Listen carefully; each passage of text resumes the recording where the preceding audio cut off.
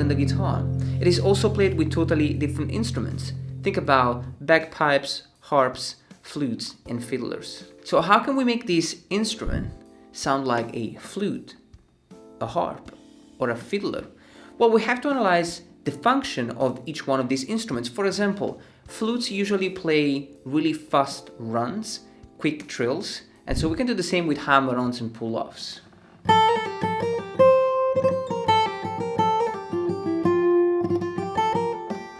I can also play the same note 3 times really quickly.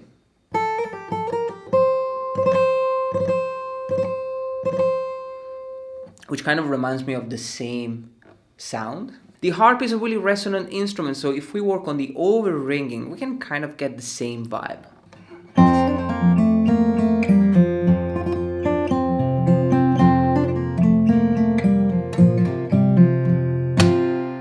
So in this video, we're going to learn a few licks and melodies that can make your mind think of things Celtic. The tuning is drop D, so we have D, A, D, G, B, E. But we're also using a capo on fret number 3. So when you tune the guitar, you want to make sure that you have the notes F, C, F, B flat, D, and G. So the capo kind of makes the guitar easier to play, so all these hammer-ons and pull-offs are kind of easier. So we're gonna have 3 different sections. The first one kind of reminds me of a flute, and the phrase sounds like this.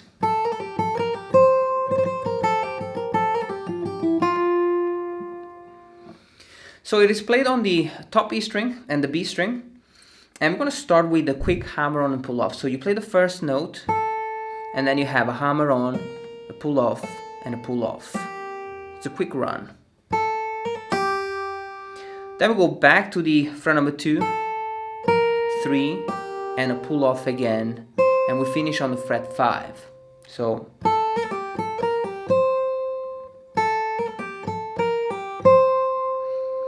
in the next section, we play the same note 3 times. So I'm playing with the ring, middle, and index. I like to keep the thumb on the B string so that even if I mistakenly pick the B string, it doesn't really produce any sound. And then I keep going on the fret number 3, 2, open, 2, and 3. So I want to do it slowly.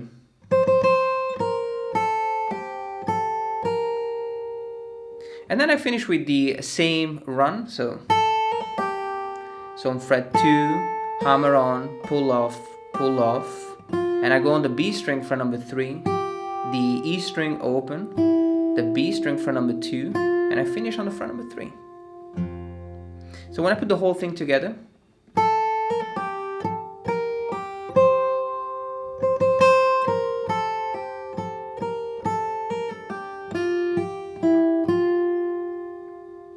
you can play this twice, and then we can add the bass note.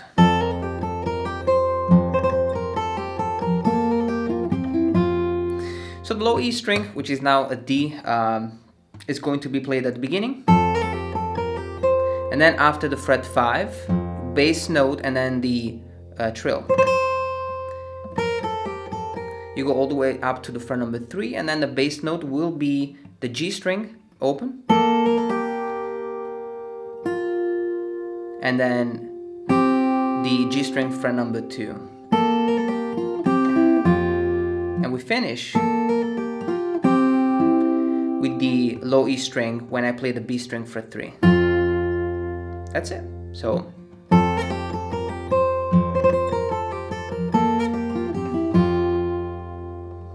I can also play additional notes just to kind of fill in the gap between the last chord and the melody. So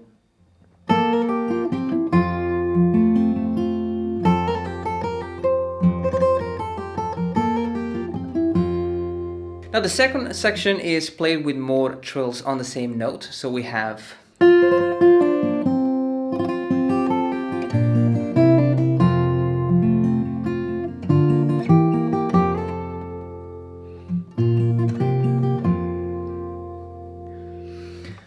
So we're gonna start with these two notes. So the B string fret 3 and the top B string fret number 5.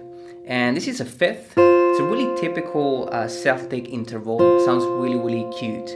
And then we have the thumb on the B string and then the trill on the top B string, playing the fret 5. Then we have the B string again, pull off, the G string with the thumb, and we finish with the G string fret 2. This phrase is a little bit more challenging. Now from here we're going to add the B string fret number 3, make sure that you let the note ring out. We have another trill on one note, which is the B string fret 3. So really, really challenging. Make sure that you lightly touch the top B string with this finger to mute it. Then we have the thumb again, E string open, fret number 2, pull off, and the B string fret 3 again.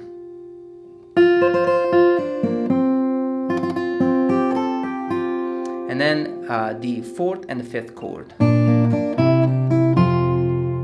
So I have the G major with the low E string fret number 5 and the arpeggio on the top on the 2nd string, 3 and 2. And then the A major chord with the B string fret 2 and the A string open, pull off, and fret number 2. And I finish with the fret number 3, low E string. Remember that we can always kind of add a little bit more notes on the D major. Just play the D string fret number 5 and the G string fret number 2 and just add a few more notes. So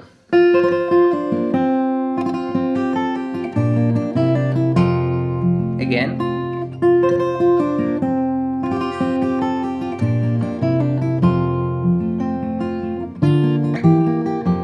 now symmetrical chords here, really beautiful. A G over B, so you want to play the A string and the B string fret number 3, sorry, the A string fret 2, and you pick the 2 strings. And then you go up 2 frets on 4 and 5. And then you go on from fret 5 on the B string. You slide all the way to fret number 7. And the last 2 chords, very conclusive. The G major chord on the fret 5 and the B string fret number 3. And then you slide all the way up to fret 7 and 5. And back to fret number 3 with the low E string, which is now a D. Now section number 3 is the most challenging. We're playing a lot of notes.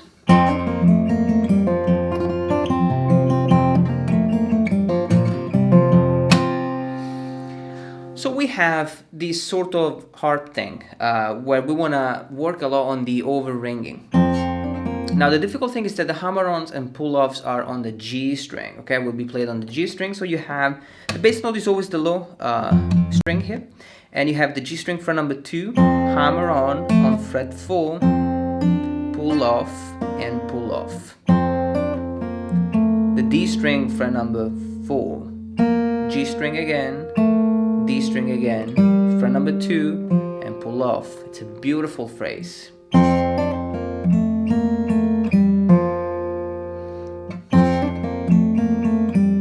The last note is the fret 2 with the pull-off. Then we have the bass note, and then the trill on the B string fret number 3, played with ring, middle, and index. This one is always the most difficult to get right. The G string fret number 4 and 2. That's it.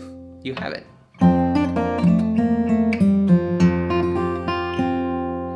And then from here we just want to arpeggiate the chord. So we play an additional 3 notes with the thumb on the A string, the D string, and the G string.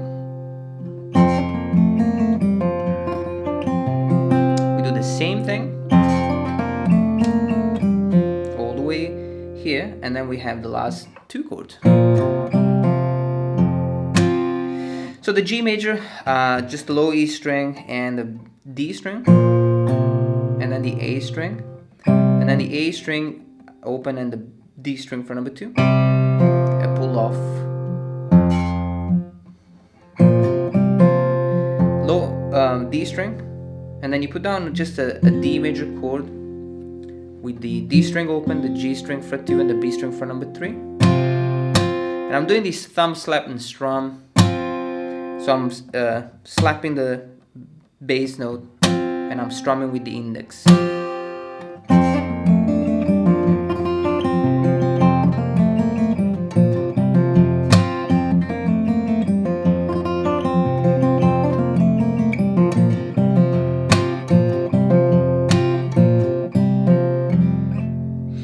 So we can repeat the last part 3 times.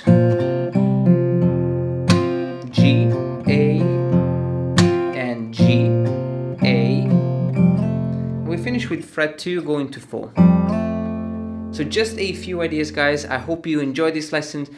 These licks and melodies are not super easy to play, and that's the reason why we're using the capo, just to make the hammer-ons and pull-offs a little bit easier to perform. But you can play this without the capo as long as you keep the drop D tuning, sorry.